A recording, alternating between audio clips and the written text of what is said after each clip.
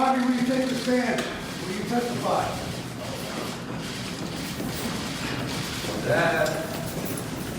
And that is the question on everyone's mind. Will Harvey Weinstein take the stand in his own defense? We're going to get the answer right now because Juda Engelmayer is back. He is the publicist for Harvey Weinstein. Answer the question everybody wants to know. Go. Harvey Weinstein is prepared to testify should the need arise. That's Simple not what I as asked. I like, this you is asked, English, Juda. you asked me if he is. We have to see how the rest of the defense goes. There's no simple answer for it because obviously the burden rests with the prosecution, not on us to do anything. So we have to see how the case goes over the next several days. Does he want to testify? I think he wants to tell his story. He wants to tell his narrative. But he has a lot of confidence in his lawyers. Tons of confidence in his lawyers, and he should. They've been doing a very good job. Okay, they've been doing a great job. I don't think Paul Fleischer, your first witness out of the gate, went well at all. And I would argue that I would say it did. Okay, because fine. Paul didn't come up there and give a glowing review saying Harvey's the greatest guy in the world. I love him. I pat him on the back, Sure. and there's nothing wrong. He actually said the upside and the downside of Harvey Weinstein. Said that he talks about what he believed the voracious appetite he had. He talks about the kind of person he was. Voracious food or sexual? Is that or really both? is that really a question? And then he said that Harvey couldn't have done what he's being accused of, which is exactly what we wanted to hear. And then he spoke about his relationship with Annabelle and said that Annabelle didn't say what she's claiming now. Why couldn't he have done what he's accused of, according to Paul Fleischer?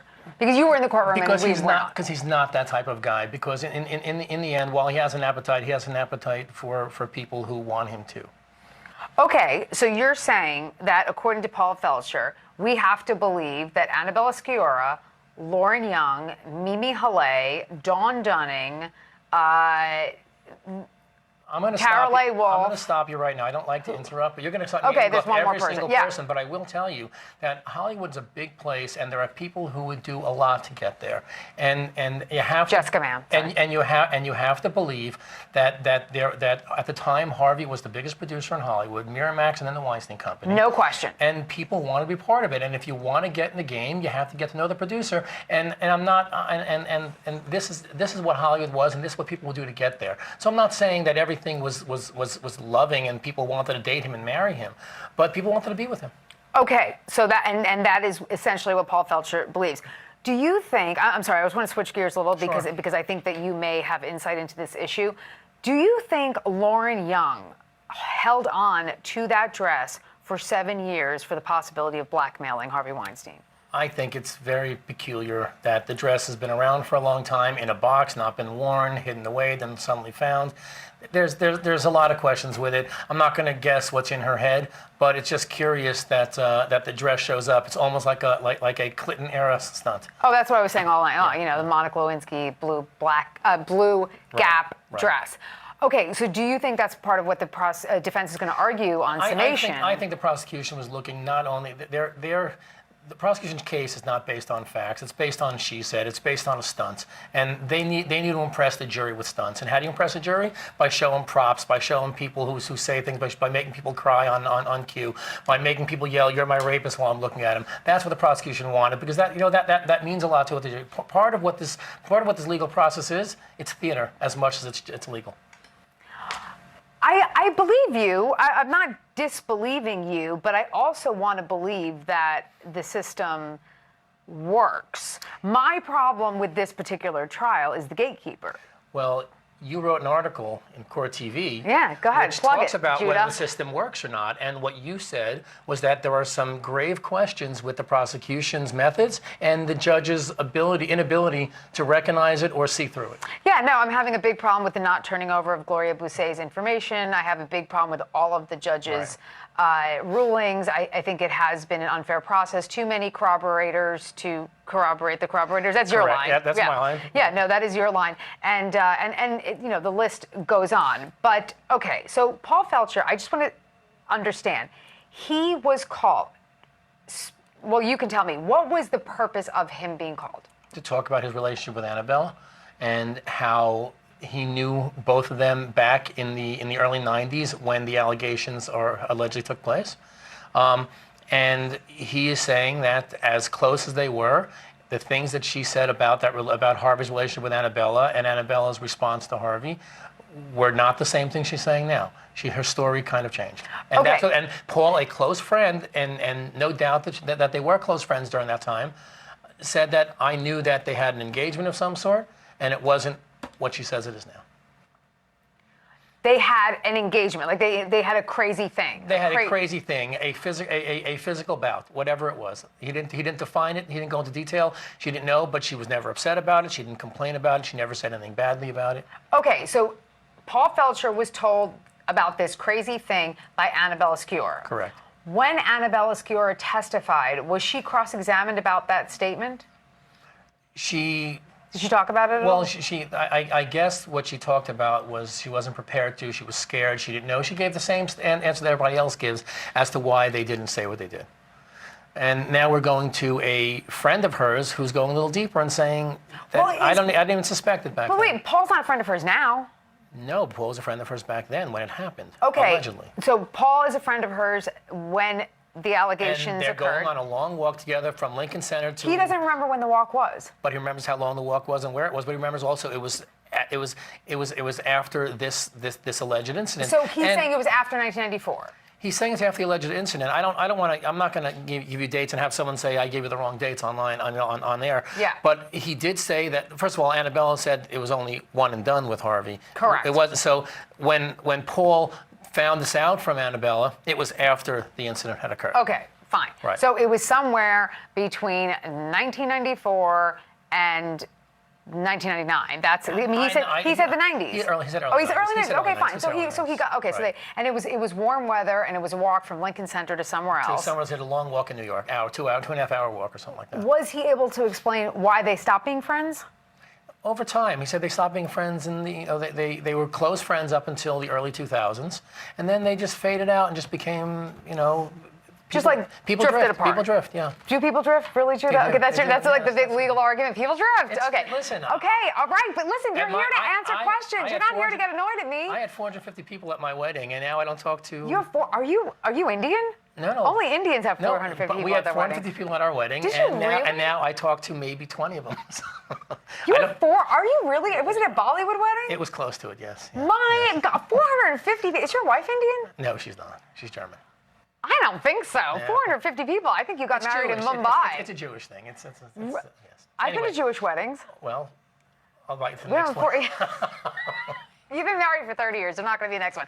Okay, I think we have to. Are we taking a break now? We'll come back with more with Judah.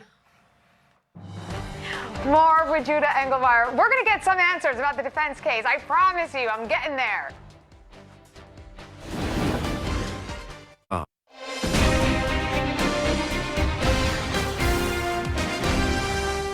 Who is the defense calling next? I'm trying to get answers from Harvey Weinstein's publicist, Juda Engelmayer. Okay, Judah, before I bother you on who the next witness is, we got to talk about Paul Fleischer a little bit more. Sure. So he testified about this walk with Annabella Sciorra. She said, this is what he testified. Something happened. Crazy thing happened, but nothing more. And her demeanor didn't change. She wasn't upset. And she Did he ask questions? Did he say what happened?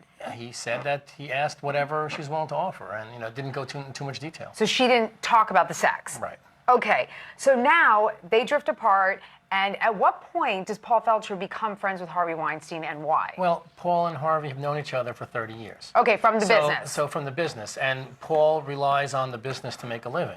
He's either an agent or in production. And later on, Harvey's making the upside. The upside. And asked Paul to come and join him to as he said, to be the Grim Reaper, to cut the budget.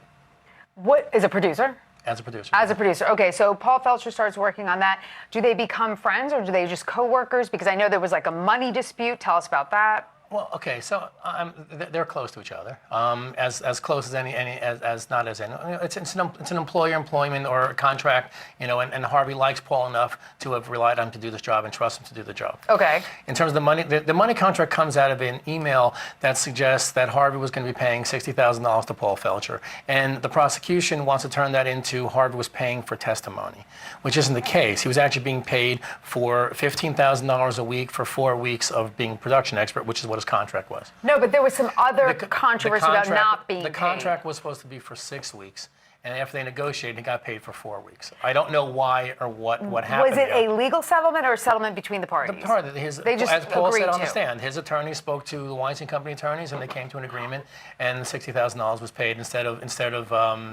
75, 80. Yeah, whatever that. 90,000. Okay. So, but still, despite, and is this something that Harvey Weinstein has had a problem with? It's what I've heard, that he has had a problem with paying the people he works with. I haven't had a problem with that, and the people that are around me right now, I don't have a problem with that. Okay, so he's paying his lawyers, he's paying his publicist. But yes. mind you, that's not the issue being at hand right now. That's not the legal question being asked right now.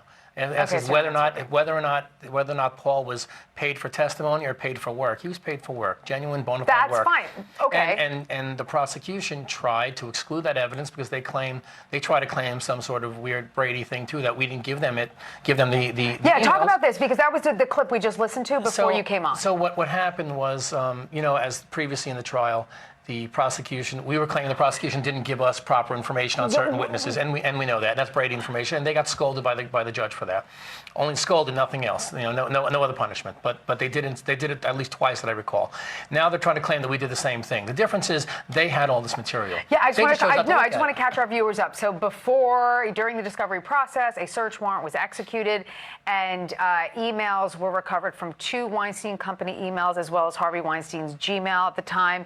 And through a lot of litigation, the judge found that all of those emails from all 3 addresses were coming in. Right. Is that part of this? That's part of it. And don't forget, there's also been civil case and a bankruptcy case in Delaware Yes. court where all these emails were exposed to lawyers and the public. Right. So no one can claim they didn't see it. No one can claim they didn't look at it. If the prosecution didn't review it and look it over, that's So not. what is that's the not our problem. prosecution saying they did not see, and what emails are in dispute? So all the prosecution showed was an email from Harvey to his, accounts payable guy saying, pay $60,000 out of my own account.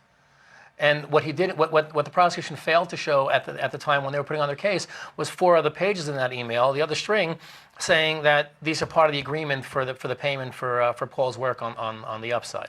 And in the end, Harvey just wanted to make the payment to him, and he got the money back from the Weinstein Company on his own. Okay, so bottom line is that payment is accompanied by another email, almost an addendum that explains Not that email, payment. It's an email chain. It's an email chain that was broken up. Yes. And the prosecution only showed 1 page of it. Understood. Conveniently. And that actually goes against what we call the rule of completeness. You have to show a complete document, give complete testimony. Okay, fine. Now, why was there testimony that Paul Fleischer was saying negative things about Annabelle Sciorra? Why is he saying negative things about her? For what reason? So when all this happened, when all this started getting launched by Ronan Farrow's book and all this news came out. Well, you mean when the articles came out in October 2017? Right. Okay. And Annabelle's name started coming up as a possible witness. Paul reflected on that time and said that this is not what I heard from her when this first happened. Why was Harvey Weinstein investigating Annabelle Sciorra in August of 2017 before the article broke? And I think her name was already coming up as one of the possible names. No, before the New York Times broke their first article, October 5th, 2017. Okay, but your timeline's a little off because... No, it's not. My timeline's great. I wrote the timeline for CourtTV.com. Your timeline's off because you're assuming that the first time Harvey and his people knew about this article. No, that's what I wanted you to say. I know this. I wanted you to say it. Well, okay, I'm trying to open the door for you, Judah. I've been working in public relations for a long time, and generally, when an article like that comes out, you know it's coming out in advance. Yes. You work with the reporters; they're asking you questions. Yes. You're trying. So we knew it, and Harvey Weinstein's team knew it, and they were aware of some of the names. All right, I only have a minute left with you, but seriously, don't you think that Paul Fleischer hurt the case because it looks like he is biased? He's had a relationship with Harvey Weinstein. He's showing loyalty to Harvey Weinstein. He talked about in those emails. The jury heard about that. But the jury also saw that he was being very honest. Paul came across as a very honest That's player. what you think. You don't know what the jurors think. The jurors are looking at him like they have a relationship. You want a witness who's going to say that Annabelle Sciorra said something and that they didn't have a relationship. They had a relationship. You know what? What's on tomorrow? We have to go. The difference here What's is tomorrow? Tomorrow you're going to hear from Warren Warren Light, a producer, director, and then you're going to hear from Dr. Loftus. And I don't think tomorrow. So Harvey's Monday or Tuesday? We'll see. Maybe Wednesday on the court holiday. You'll be here on the court holiday. Okay. Thank you, Juda Engelmayer, HeraldPR.com. Ted Rollins is filling in tonight for Vinnie Politan. Ted Rollins on Closing Arguments. Very excited, Ted. What do you got coming up?